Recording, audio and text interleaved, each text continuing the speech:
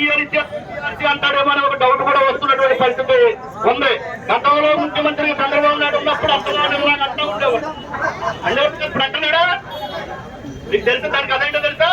గతంలో మనకి ఎప్పుడు 2 డిఆర్ పెండింగ్ పెడతా ఉండేవాడు ఆయన.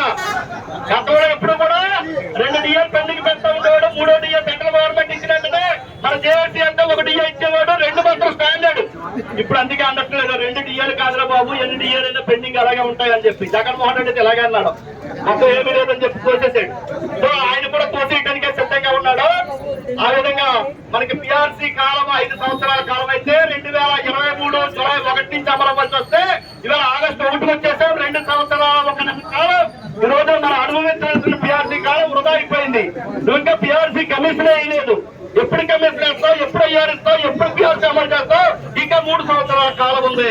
అందుకనే మన ప్రభుత్వ నాయకత్వం డిమాండ్ ఏంటంటే పిఆర్సీ కమిషన్ ఐఆర్ ఒకేసారి ప్రకటించాలా, ఒకేసారి ప్రకటించాలని చెప్పి కూడా నాయకత్వం డిమాండ్ చేస్తా ఉంది. 4 డిఏలు 1 డిఏ లేదు.